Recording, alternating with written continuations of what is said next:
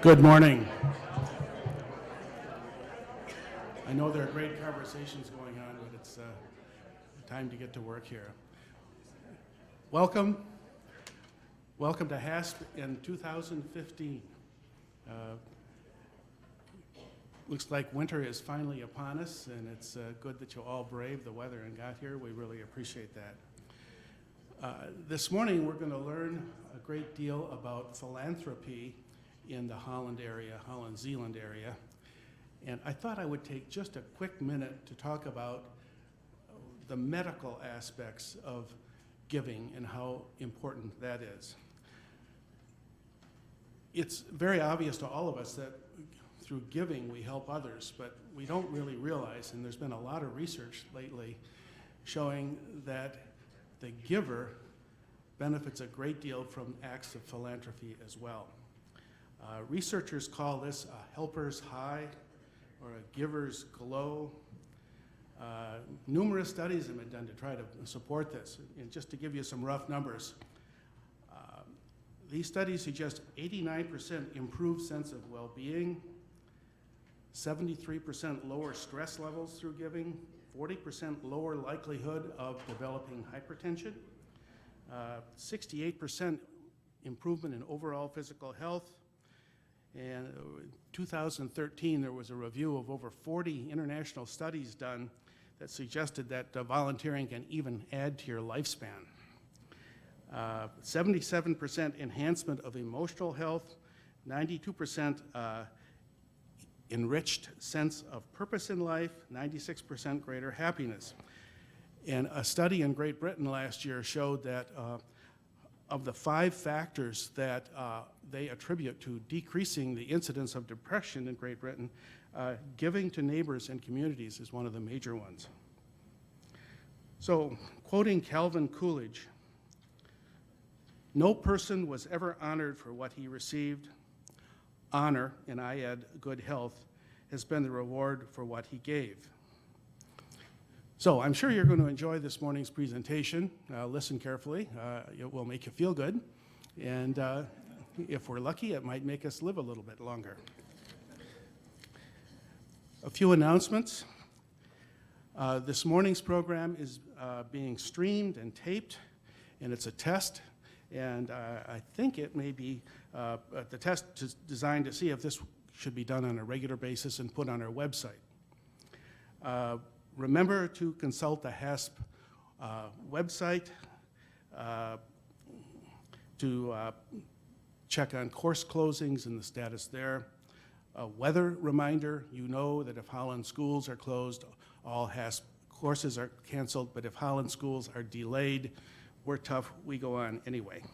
There will be a HASP trip to Kentucky in April, and there are 2 informational meetings planned about that. If you're interested, please go today, immediately after this program, to the HASP classroom and learn more about the Kentucky trip, or on Monday, January 12th at 10 a.m. in the HASP classroom, there will be another meeting.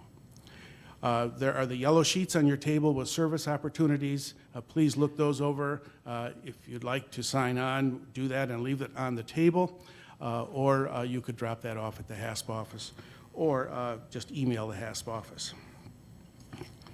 So now I'll have Bonnie Cowie come forward and introduce our guests and new members.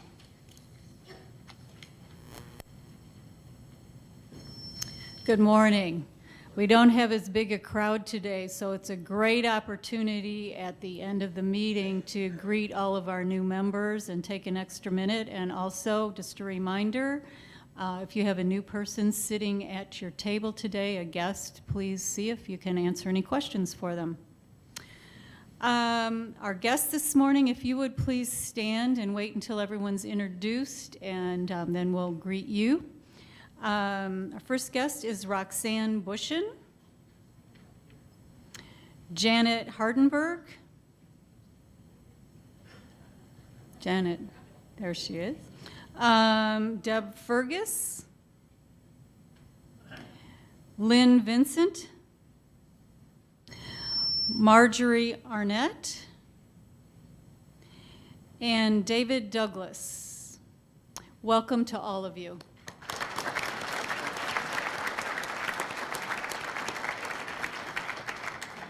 And now our new members are at the two tables up here. Barbara Kish, and her mentor is Gary Bogle.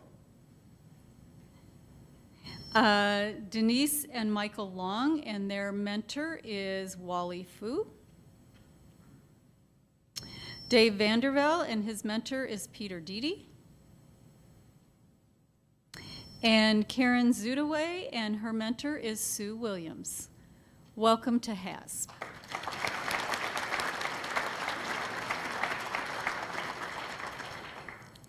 Thank you, Bonnie. Now I'll ask Peter Deedy to come forward, and he will introduce our speaker and our program.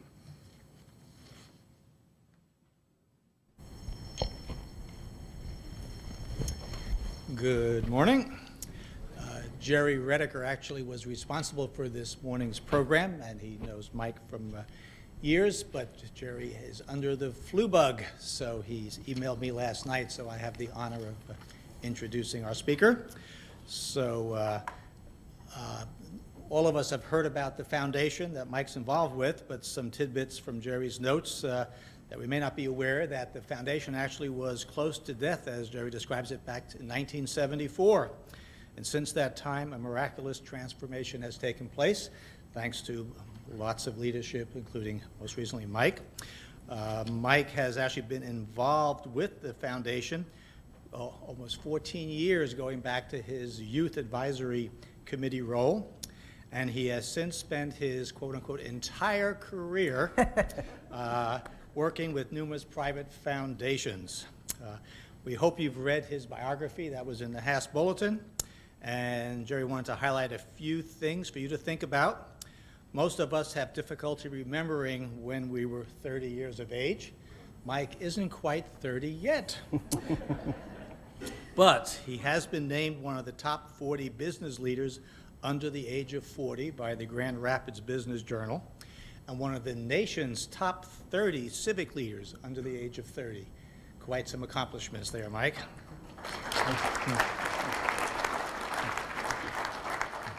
He holds a Master's of Public Administration and Nonprofit Management, as well as a bachelor's degree in secondary education.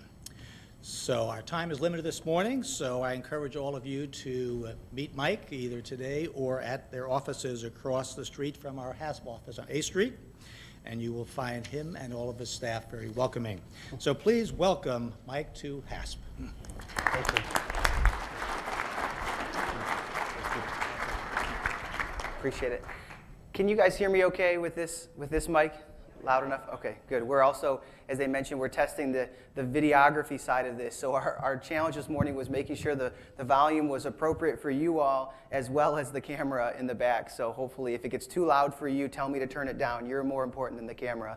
Although Jerry said that he's glad that this is the first one that you're videotaping since he has to miss it today. But it really is a pleasure to be here with you all this morning. Thank you for inviting me and my colleagues from the Community Foundation to present to you all. The HASP is such an amazing organization that this community has to offer, and we are just honored to be able to share some of our message and our story about what the Community Foundation is up to and kind of where we came from, how we got to today, and honored to be here to do that. And I'll add my thanks for braving the snow. Although I will say, I look out the window right now, and right now it just looks so peaceful. If you can't see the roads, all you see is these big flakes just coming down real softly, and it just looks beautiful, given the fact that we're already inside and that we're not out there on the roads. But thanks again for coming today. So there's three things that I wanted to cover. This is the title of the talk. For Good Forever is the tagline that the Community Foundation has used for some time. And people always, that makes sense to people. For Good Forever, it's short, it's catchy, easy to remember. But the question of the day is, what good does the Community Foundation do, first off, and why does forever matter? So if for good and forever are the key phrases of the Community Foundation, why those two words, good and forever? So we're going to do that through three different pieces and then the questions at the end. So the first stop, we'll talk a little bit about the history of the foundation and how we got from our beginnings in 1951 to today, including Jerry's story about how the foundation almost didn't exist anymore. Then we'll talk about the foundation's two key roles that we play in the community today. And actually, you'll see the history will lead us right to that. We'll talk about the two main roles the foundation plays in the community. And then we'll talk about the impact, so that good part. What good is the foundation doing in the community? And then we'll finish with questions and some conversation. And I've heard that this group is one that likes to engage in that dialogue, so I'm going to do my best to make sure I stay on time to give plenty of opportunity for questions. And please ask anything, and if I don't know the answer, I'm not going to make it up. I'll just tell you I don't know. But hopefully I can give you an answer as to why we do what we do, or our perspective on things that are going on in the community. Happy to answer any of those questions, or about philanthropy in general. If there's questions you have about the trends in philanthropy, both locally or across the country, we're happy to share some of the knowledge or information that we have about that. We track those things very closely. So that's where we're headed. 3 pieces to the talk. Let's start with the history. So in 1951, the history of the Community Foundation really is broken up into 3 eras. There were 3 sections of our history that really defined who the Community Foundation is and how we got to today. And the first is the 50s and 60s. So the Community Foundation was incorporated in 1951, and these are the folks that got it started. It was actually Charles French, the editor of the Sentinel at the time, that wrote an op-ed about this idea of a community trust. And then the then mayor, Harry Harrington, decided that that was something worth pursuing. So he worked with the city council, which most of these folks were a part of at the time, and to decide if this was something that Holland wanted to pursue. And the main reason why they were interested in this was because at this moment in our country's history, donations or gifts, financial gifts to public entities, to the city, were not considered charitable for tax purposes. So the tax deduction for charitable gifts existed in 1951, but it excluded public entities. So when the city was trying to do projects that required private resources in addition to the public resources that they've collected from tax and other capture mechanisms, they couldn't receive a deduction for that gift. So they wanted to create an entity, a community trust, would end up being the Holland Community Foundation, to accept those gifts. This would be a nonprofit entity that could accept the gifts. The donor could receive a charitable deduction, and then that entity would pass the resources on to the city for these public projects. So that's how we got our start. We got our start to help facilitate giving in a way that allowed donors to take that charitable deduction. So these are the folks that got it started. And early on, some of the key projects in the 50s and 60s was the Collin Park Bandshell was a project that was the private dollars were facilitated through the Holland Community Foundation. The Haworth Public Library, when they first started their children's wing, their children's room, the private resources were funneled through the foundation. When it came time for our community to receive our windmill that we acquired, a lot of the private resources came through the Holland Community Foundation in order to bring that windmill to our community, amongst others. But those were some of the key projects that happened early on. One thing that caused us to end up in the situation that Jerry was remembering, was that shortly after the Holland Community Foundation was started, the laws changed to allow gifts to public entities to be charitable. So the sole reason we set up this entity, i.e. to accept these gifts to be charitable, to be passed on for public projects, became somewhat irrelevant within a few years after the Holland Community Foundation was started. So some of these projects still were facilitated through the Holland Community Foundation, but the mechanism wasn't necessary anymore. So over those couple decades, the foundation really went dormant. And it stayed a legal entity. They were still board minutes. They still kept the corporation. But for most practical purposes, it wasn't an entity they were trying to grow or put a lot of time and energy into, because they didn't necessarily need it for the initial purpose. So that was kind of era 1 for the Community Foundation's history. Era 2 then is the 70s and 80s. And so in the 70s then, after this foundation had been dormant for 10 to 15 years at this point, it was Charles Conrad that had the idea to kind of reinvigorate the Community Foundation for 2 purposes. One was to continue that initial purpose of being able to facilitate giving for community projects, to be able to organize giving through an entity and then make those projects happen. But the second was Chuck had the idea of creating an entity that could manage endowment, manage resources for the future of the community, not just resources that were going to come in and out. That first decade, the dollars would come in and go out for a project, come in and out for a project.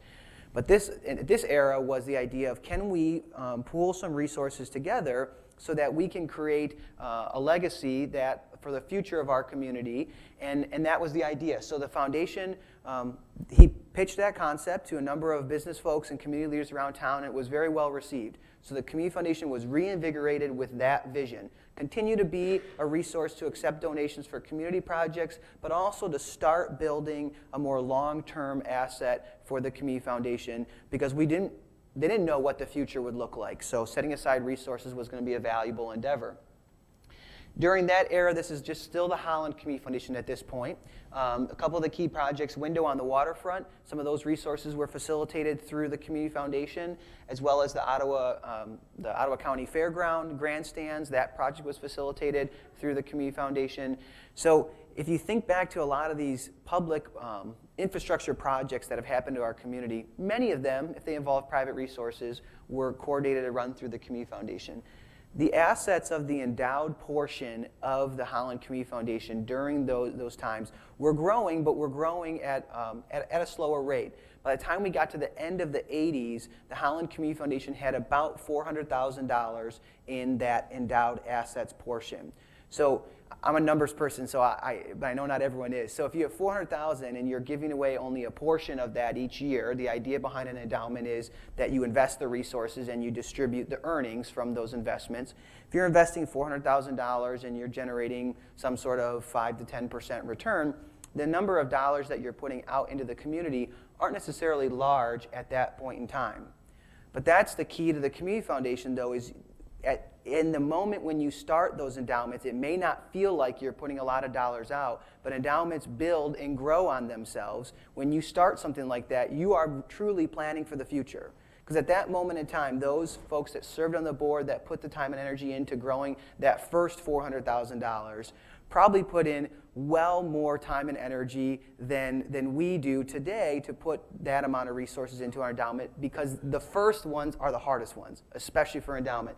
A former president of Hope College, Jim Boltman's here, and he knows about raising money for endowment. The first ones are the harder ones. When you get some momentum, then it feels like now this corpus is big enough that we can make some distributions, some more meaningful distributions, but those first couple decades were key. That's when the vision was set for this permanent resource.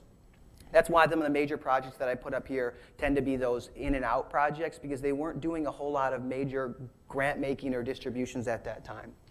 Also during this era was when the Zeeland Community Foundation started. So in 1973, the Zeeland Community Foundation was founded. There were three kind of key founders of that organization at the time. Frank Hoagland, Adrian Vandenbosch, and Robert Denherter were the ones that kind of launched the Zeeland Community Foundation with a similar frame that Chuck Conrad was reinvigorating the Holland Community Foundation.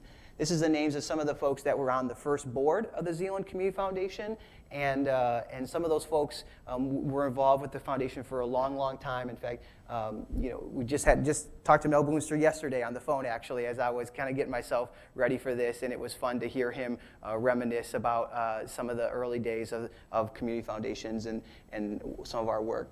So the Zeeland Community Foundation started in the 70s, the same time the Holland Community Foundation was reinvigorated, same philosophy. By the end of the 80s then, the Zeeland Community Foundation had the similar amount of assets as the Holland Community Foundation, about $400,000 each in their endowed portion of their organizations. That was kind of era 2, was the start, the reinvigoration of Holland, the start of Zeeland, the beginning to add that endowment piece. Then comes the third era, when kind of the 90s to now. And there was a key moment at the beginning of the 90s that really took these two organizations and propelled them forward into the future. And that was the W.K. Kellogg Foundation out of Battle Creek offering up a challenge grant. At the time, it was called the Michigan Community Foundations Youth Project. And the Kellogg Foundation launched this statewide. And the idea that they were going for was there were these community foundations like Holland and Zeeland around the state that were pretty small, pretty nascent, and that were just getting going. And they saw an opportunity to benefit the entire state of Michigan by incentivizing the growth of these organizations.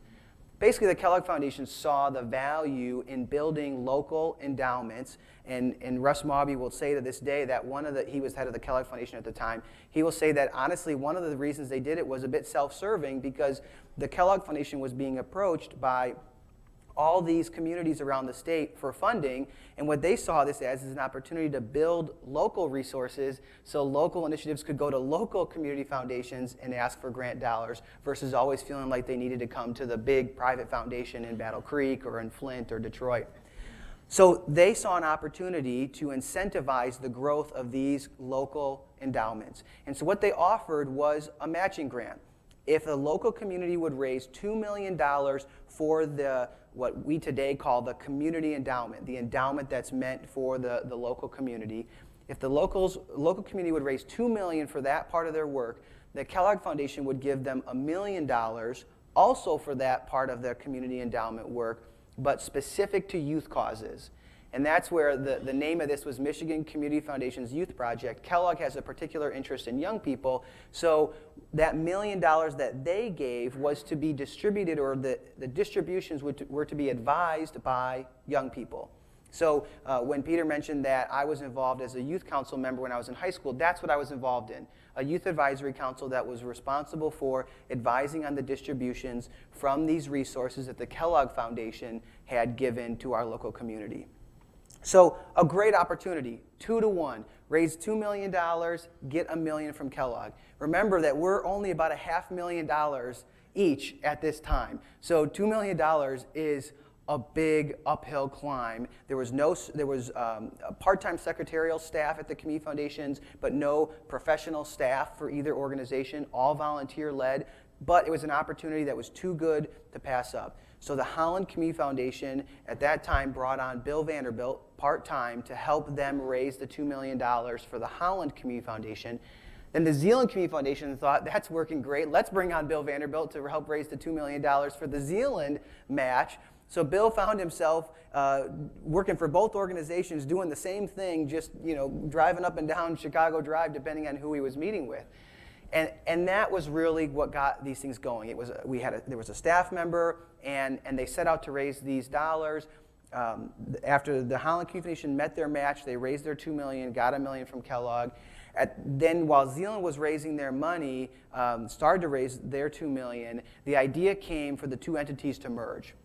I can only imagine where that idea came from. If I'm Bill Vanderbilt working for both organizations doing the same thing and just driving up and down the road, I should have confirmed that before I tell that, but I would have to believe that Bill was a big instigator in that. And the boards decided that made really good sense. Holland and Zeeland were becoming closer as communities, and so the two entities merged together, and the Kellogg Foundation allowed Zeeland to keep their match opportunity. So what ended up happening was what started as two separate $2 million fundraising campaigns ultimately ended up being kind of together.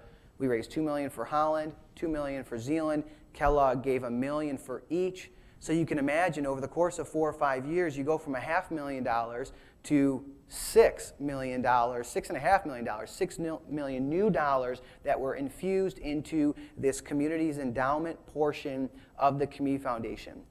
One thing that I'll point out that was so genius about this when the Kellogg Foundation designed this was it wasn't just gifts to the Community Foundation in general. It wasn't the gifts to those projects that were coming in and out. Those dollars didn't count towards the $2 million. They were very specific. They wanted these dollars to be raised for a permanent local community endowment. And there was foresight to that. It wasn't just dollars in and dollars out. They wanted permanent resources. So now the organizations have more significant assets. They have staff, and things start to take off. So I've talked through a couple of these things. The Youth Advisory Committee was started through that. They have their fund was the $2 million from Kellogg and has grown to, I think it's almost $2.5 million now. They've given out where are they at in terms of grants given out? I think they're at 1.8 million or so in grants that have been given out since then. We're waiting for the day, maybe we've hit the day that we granted the $2 million that Kellogg gave, but they've given significant resources to the community, and those dollars are still there. And it's a spectacular opportunity to engage young people and teach them about philanthropy. I know that I've benefited greatly from that, both personally and professionally, and it was an experience that certainly changed my life and the trajectory of my perspective on giving back. And we've got amazing young people on that committee today that continue to lead and learn about nonprofits and philanthropy. Again, I mentioned we hired our first executive director, Bill Vanderbilt. This is when we started using that tagline, "For Good Forever." this Kellogg Foundation program was statewide, so community foundations were kind of branded together around this tagline of For Good Forever, which is wonderful because community foundations then have a similar, we don't compete with each other. The Grand Rapids Community Foundation and the Holland Zeeland Community Foundation, different people that we're working with, but very similar work. So having branding that's similar has been really helpful over the years. 96 was when the community foundations merged. And so now I'm really fast forwarding, and then we'll get into some other parts of the presentation. Going into 2014, at the end of 2013, the organization had $53 million in assets, and I split that out into two pieces. $15 million of that is what we call our Communities Endowment. That's that endowment that is here to benefit this community, that's advised by the board, where grants are made from our organization. And then there's $38 million in assets in what we now call donor service funds, which are dollars that donors have either pre-designated or designated on an ongoing basis that we help facilitate for them. So we still do these two things. We still do this facilitation of philanthropy, and we also do this building of communities endowment. But that's why there's three eras. There was the 50s and 60s, the 70s and 80s, and then the 90s with that Kellogg Challenge Grant just launched this thing, and it's been growing ever since. So let me then go to those two key roles. The history has shaped where we are today. Those are the two things that we continue to do in the community. We provide donor services, and we build a communities endowment. On your chair when you came in, there was a few sheets of paper. The second one there is one that kind of looks like this. We handed it out to you because I knew that was not going to work to put it on the screen to talk about it. If you have that in front of you, there's a blue side and a green side. We'll start with the blue side. And those are the two key roles. At its highest level, the Community Foundation exists in the Holland Zeeland area for those two reasons. First is to build our community's permanent endowment. So why? Why do we care about having a permanent endowment in our community?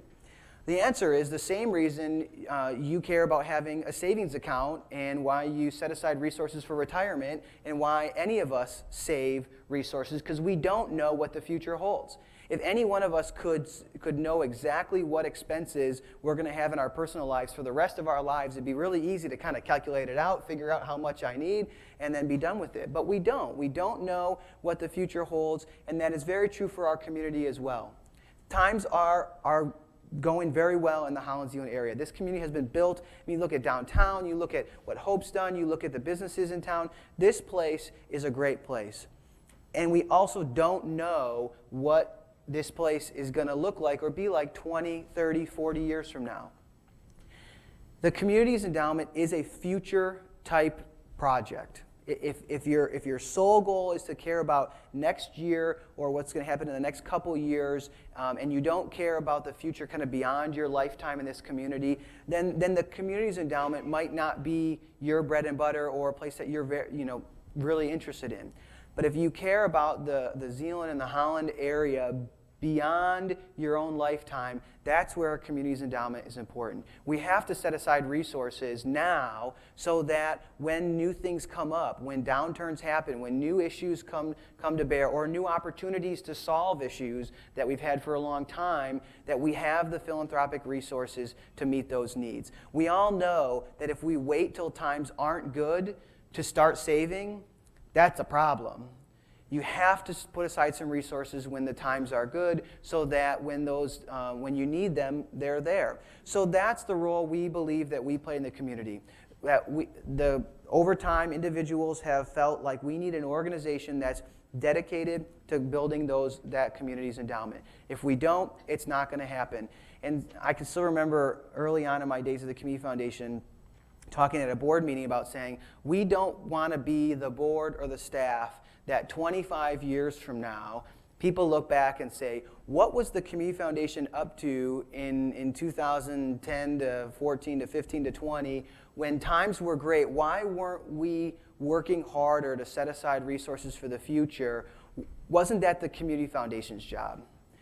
I do not want that to happen on my watch. What I would much rather have is people 20, 30, 40 years from now looking back and saying, aren't we so grateful for the Chuck Conrads and the Bill Vanderbilts and those that launched, that had the foresight to build a communities endowment so that when we hit these moments, we have the resources there. That's what we need to do. And I'll be honest that doing this work isn't the easiest of work, because we all like to see our dollars go to benefit people now and issues that we can see and that people that we know need help. And I do too. That's easier and frankly oftentimes more rewarding, because when we give dollars, we know where they're going to go, and we're making decisions for ourselves about what issues are the highest priority or what organizations are the most effective. This is a different kind of gift. When donors give to the Communities Endowment, it's a gift that takes a lot of trust. A lot of trust that the Community Foundation will be here for the long run, and that the people that are serving on the board are people that are truly going to be good stewards of those resources for the future. So it is a different kind of gift. I think it's a special kind of gift that needs to happen, but it is a different kind of gift when people think about it. It's part of the reason why for us, when we look at how we try to grow this Communities Endowment, why we look at estate gifts. Gifts through trusts and wills at the end of people's lives, why that is a primary mechanism for growing our Communities Endowment. Because for many of us, during our lifetimes, we know the different nonprofit organizations that we want to support. We're involved in them personally, maybe we're volunteering with them. We can see and feel who's doing the good work and who's kind of falling off and all those kinds of things. But as much as many of us are going to want to try, when we're no longer here, we're not going to be able to have that knowledge anymore. We're not going to be able to steward our resources beyond our lifetime. We're going to try. I think many of us will try, but that's something that's not going to be able to be done by ourselves. That's the right time to make a gift back to the community. A gift through estate plans is a gift back to the community that you've been born and raised in, that you've come to love, that you want to see succeed well beyond your lifetime. So we spend a lot of our time focusing on estate gifts as a primary mechanism for growing our Communities Endowment. On that blue sheet, you'll see there's kind of two subcategories underneath the Communities Endowment. One is called unrestricted funds, which are dollars that were given by donors and entrusted that the board would decide, it's going to stay within the Holland-Zeeland area, but it can go to any various issue or cause within the Holland-Zeeland area that's charitable. The other is called field of interest funds, and that's an opportunity for someone who has a particular issue area that they hold dear. Education, the arts, environment, health, but it's an opportunity for those individuals to leave those resources to the future of our community, but designate that specific issue as a place where they want the grants to go from. And that's an opportunity for then you to know that your dollars are continuing to serve this community in an area that you care about. So as I mentioned, though that Community Endowment is about $15 million in assets right now, we distribute about $600,000 or so from that endowment each year, and we'll talk about the impact side in a second, but that kind of gives you a sense of breadth and scope. $15 million in that Community Endowment, sending out about $600,000 a year. The second part of our work then on the flip side, on the green side of that sheet, is providing services to donors. This goes back to our roots. This goes back to why we were formed in 1951, and one of the roles that we played for a long time is helping make philanthropy happen in our community, specifically trying to help donors achieve their charitable goals. The reason we do this work is because we believe that if we can make the process of giving easier for people, that they will give more. That's kind of plain and simple. We think if we can make giving easy, because there's a process to it, because we have a tax code and because we're allowed to make deductions for gifts, because we have that, if we can make that side easy and more financially smart for people, that they will give more, and giving more is good for the community. So that's the reason why we do this donor service work. Within donor services, we have a couple different mechanisms that we use to help make that giving easy. The first that you'll see on the sheet there is called donor advised funds, and these are newer since they've really gained popularity starting in the 90s and over the last decade or so. And this is a mechanism by which donors can organize their giving. They have a fund at the foundation, they make gifts into the fund, and since we're a nonprofit organization, they receive a tax deduction when the gift comes into this donor advised fund. They serve as the donor advisor to the fund, so they advise on where grants go from that fund out into the community. So instead of the Community Foundations Board reviewing grants and making grant decisions, it's the donor who advises on where those grants go. It's a mechanism for organizing your giving, and there's two kind of key reasons why people do it. One is for tax reasons. If you have a particular year where you have a high income, if you sell a business or have an inheritance, or for some reason have a year when your income is higher, you're going to be in a higher tax bracket, and that's the year that it probably makes the most sense for you to do a significant amount of charitable giving. And when I say most sense, that's from a financial perspective. That year may be the year that it makes financial sense to give a larger amount of money, but you maybe don't want to give twice as much or 4 times as much to your church or your favorite charity that year, knowing that that high income year was a one-time year. You're not going to sell a business every year. You're not going to have that inheritance every year. So a donor advised fund can be the perfect vehicle for you to make the gift in that year, which is the right year for you financially. You get the tax deduction that year. And then you recommend distributions from that fund over a matter of multiple years, 5 years, 6 years, 7 years, 10 years. In the meantime, those dollars are invested and they grow. They grow tax-free because we're a nonprofit organization. So there's more resources for you to distribute into the community. So that can be a tax advantageous reason why people use a donor advised fund. It's also just helpful in terms of organizing. I don't know about you, but if you have a spreadsheet or a list at home of the organizations that you support, and every year you kind of pull it out and keep track of who you've given to, and that can be an effective way of doing it, but a donor advised fund can also help do that organization for you.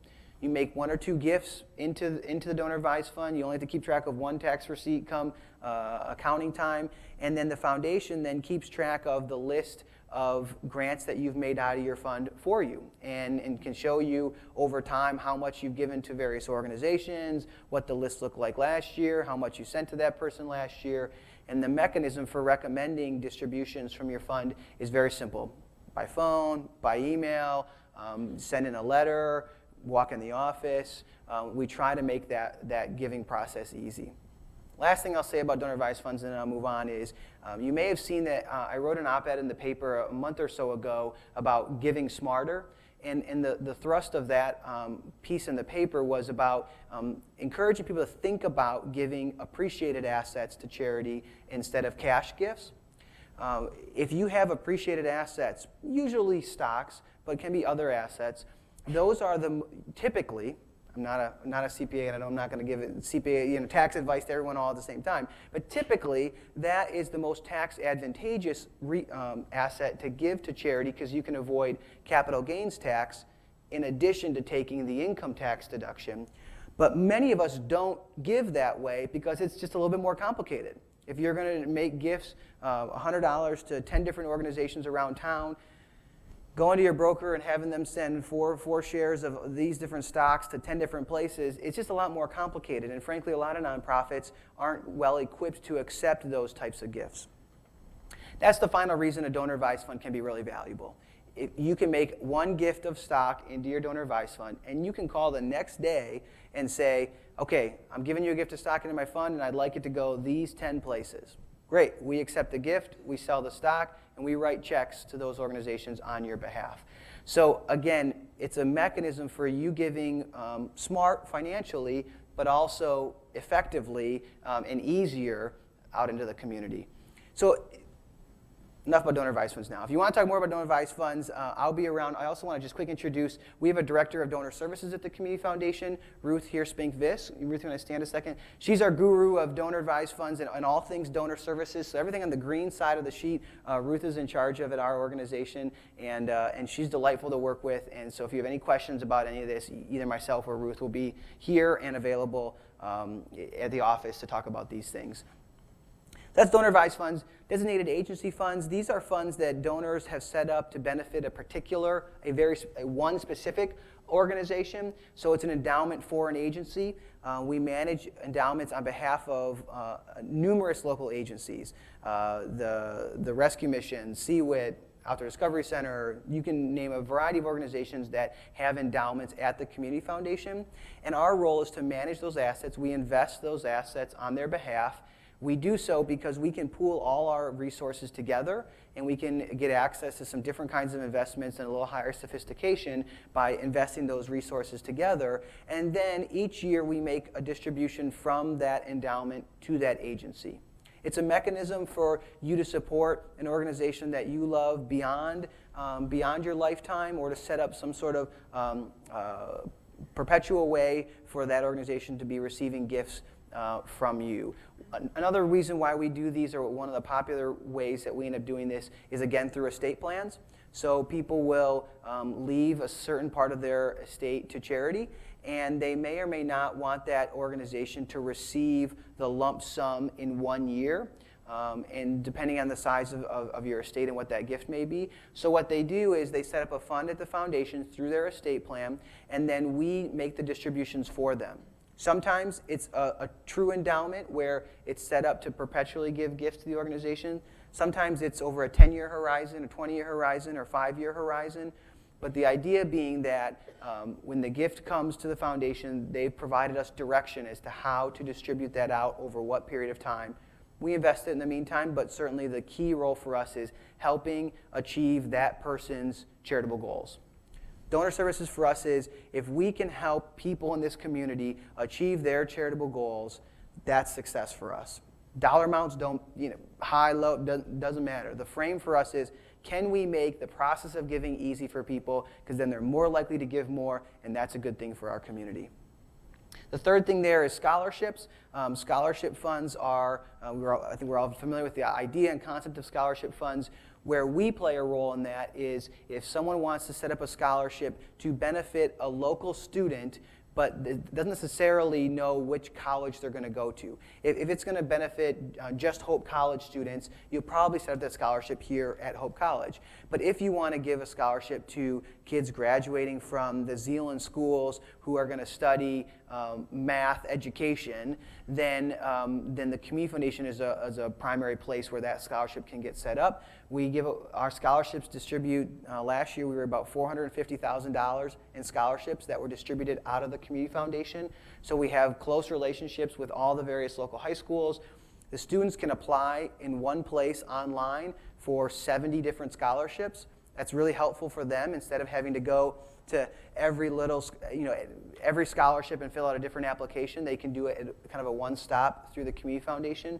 So they certainly appreciate it, and donors are able to, again, achieve their goal, but we administer it for them. They get to donors can, individuals can choose what types of students they want to support. They can even be involved in the selection process, but we just handle the administrative side for them.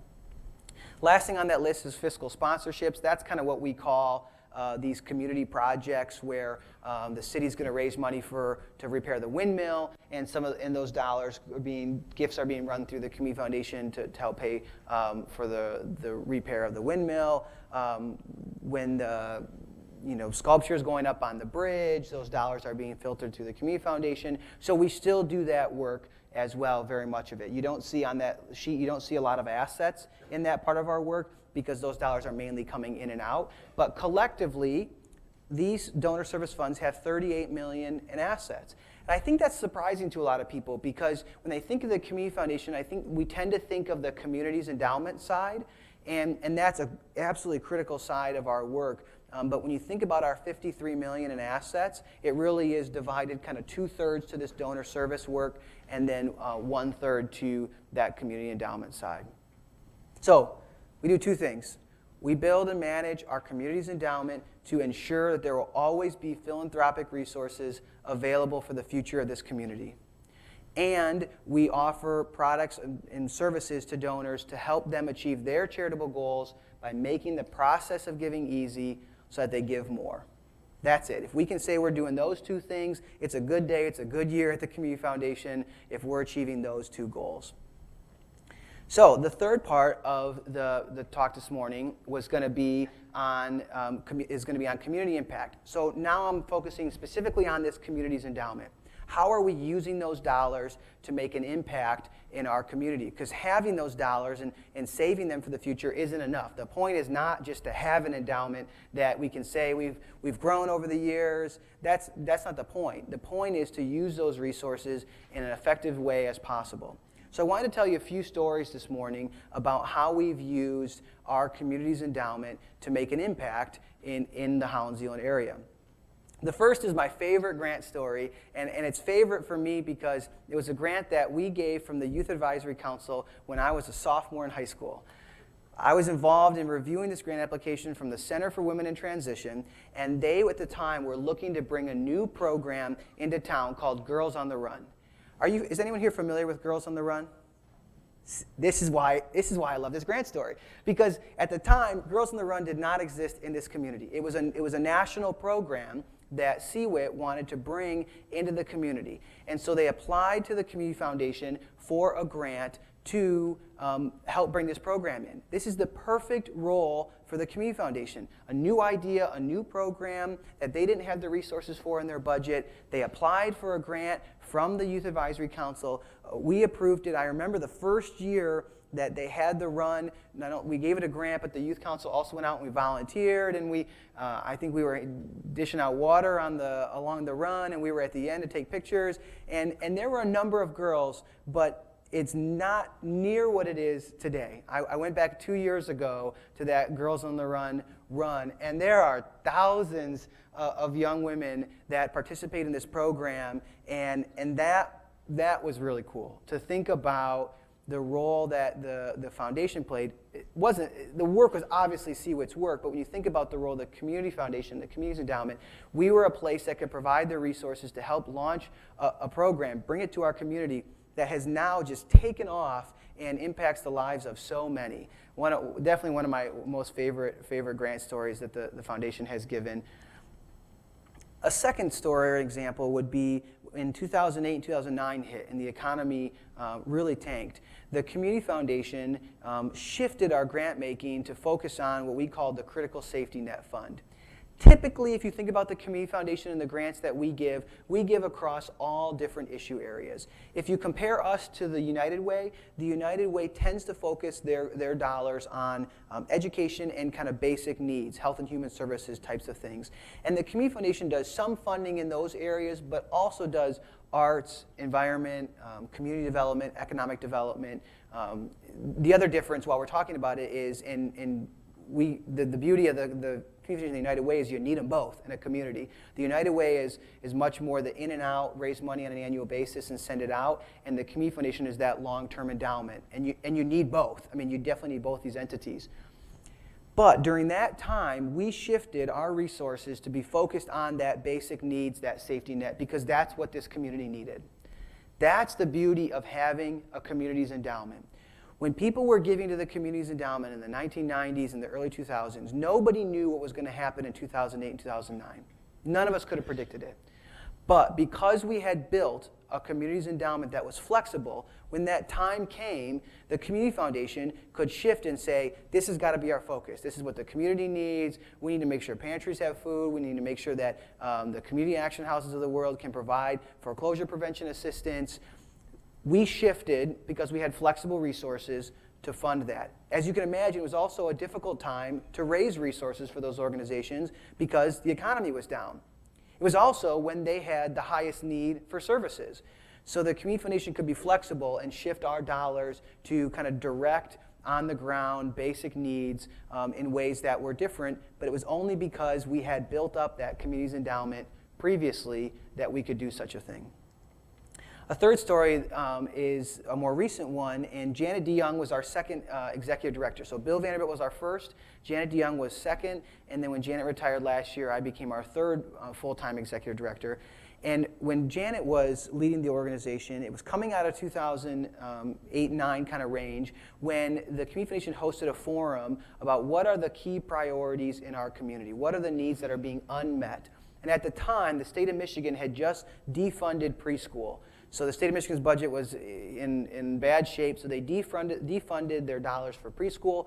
And so the Community Foundation helped launch Ready for School.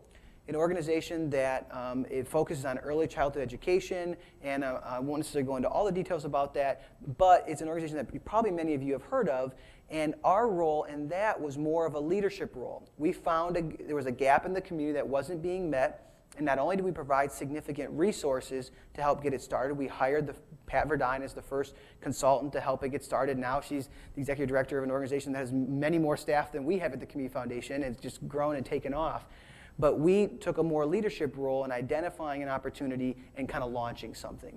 We don't do that terribly often, and we don't need to do it terribly often, but every once in a while, there's a gap that's not being met that needs us stepping into. Fourth story is a grant or a gift we recently made to Can Do Industries. Are you guys familiar with Can Do?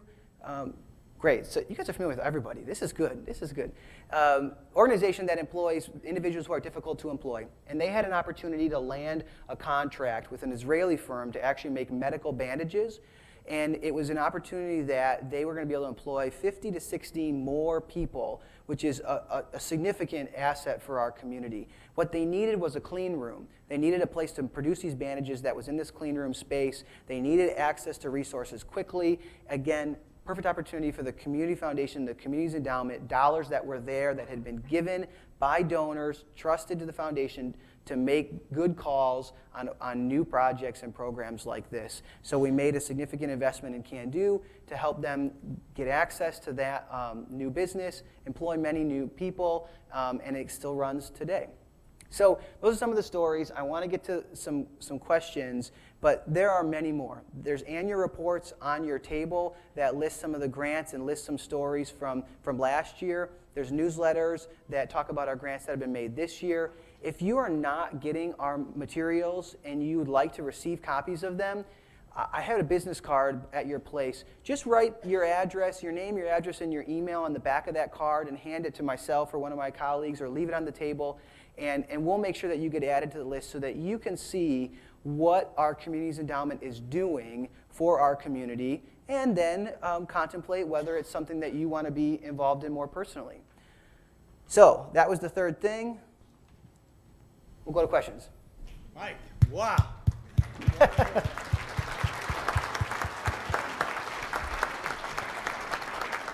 Questions? First one over here. Yeah. Can you take a couple of minutes to tell us about the managing of the massive endowment? I'm guessing you have some staff work, local management advisors, regionals, national, perhaps some outfit like Fisher, or maybe you go directly to the biggest mutual fund operators out there, or a combination. Sure. Yep. I'm guessing. Yep. Yeah. So we contract with a consultant to help us manage the investment side of our resources. So the company that we contract with is called Prime Buckles, and they're an organization that manages our fund managers for us. So they work with our investment committee. We've got an investment committee that is a combination of members of our board of trustees as well as individuals in the community made up of people who do this for a living on a day-to-day basis, who are members of financial advising firms in town, from Cap Trust, folks who manage significant family wealth. And so that committee is our board committee that oversees investment. We work with Prime Buckles, who then manages our fund managers. Our assets are distributed across a variety of asset classes. So, of course, we have equities and more fixed income, but we also have allocations into alternatives, which hedges for the downside when the markets tank in 2008 and 2009 kind of range. And just recently, actually, made our first investment in private equity, which we're at a size now where the illiquidity of private equity is more accessible to us because we've got more than $50 million in assets, but will hopefully help the upside return. So at the end of the day, we are not an aggressive investment philosophy because we're managing an endowment. So we have incentive to keep these resources here in perpetuity. So we're not making big bets that are either going to shoot this thing straight up or tank it straight down. I mean, it's very much spread out so that over the long term, we need a steady clip. We need a steady clip so that we can pay out 5%, keep up with inflation, and keep that endowment here in perpetuity. And so that's kind of the nature of our investment. And you can read a little bit more in the report too. Next question. Yeah.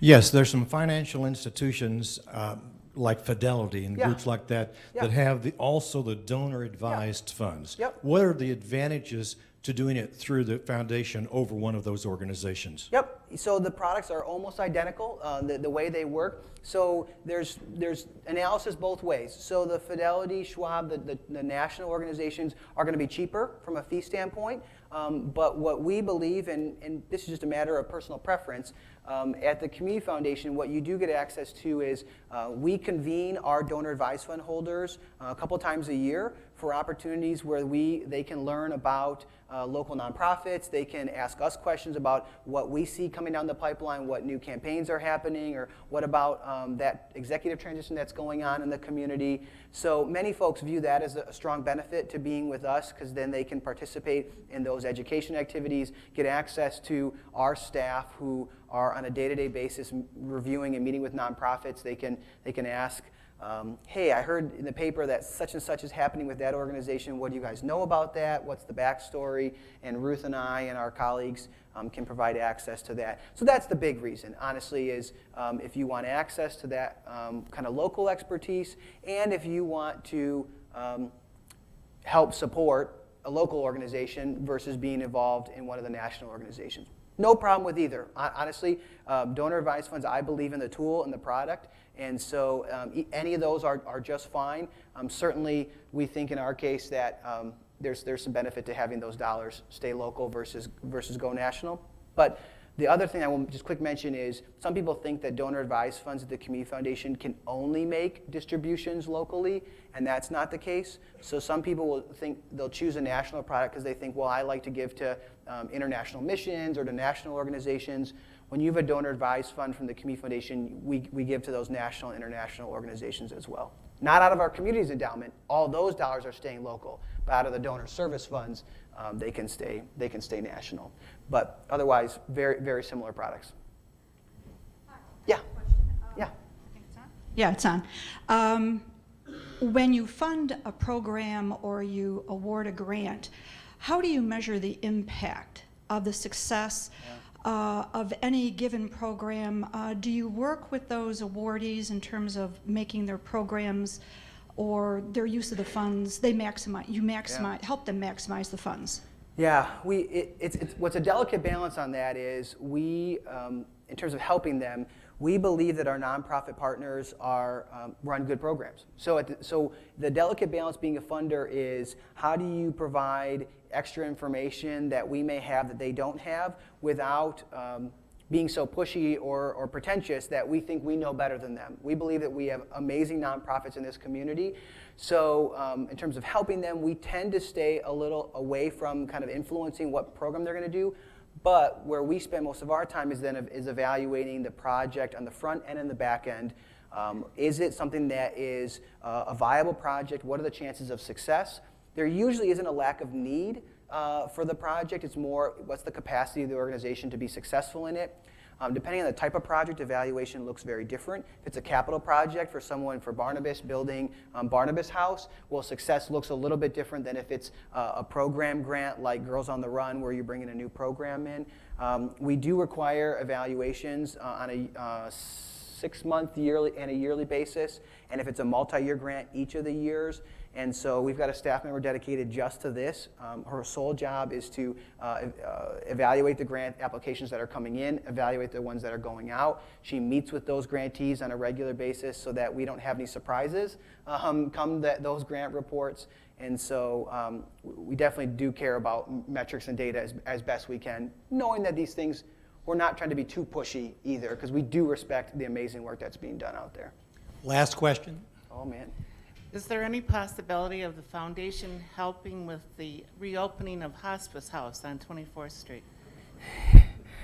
Big question, and there are certainly when Hospice House, when Hospice made the choice to close Hospice House, we were interested in the analysis that went into that and why they made that decision, and their information to share. But from our standpoint, given the financial situation that it was and the prospects of where it was going in terms of how they could be reimbursed or not reimbursed, we don't disagree with that decision from a financial standpoint. It was obviously a tough decision given the fact that it was so recent and there are a lot of private dollars that went into it, including grants from the Community Foundation. We have not been approached for a grant to help reopen the hospice house. So, at this point, that hasn't been asked of us. So we would evaluate it just like any other grant if someone was interested. If they were interested in applying for that, we'd evaluate it given the same framework that we do the others. So can I say one closing comment before you do your thing? So on your place, there was this little pack of mints. We call them Endow mints. Yeah, that fits so perfect, doesn't it? So endowments is our gift to you. That the mints are actually great, but the key for us is when you pull that out of your purse or you give it to somebody else, remember the Community Foundation and think of our community's endowment. This is an asset for this community that we need to make sure we're investing in. And we're going to be launching a pretty exciting estate giving campaign at the latter half of 2015. September of 2015, keep your ears open for an exciting initiative that we're going to be launching, trying to bring attention to this community's endowment because we know we have to do this now. We can't wait till later. So remember us when you have those mints from the community's endowment. Thank you very much, Mike.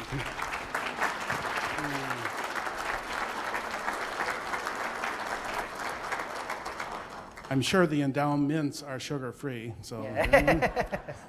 Thank you all for coming. We'll see you in February. The weather will be great, and we'll learn a lot about the history of orchestras in Holland.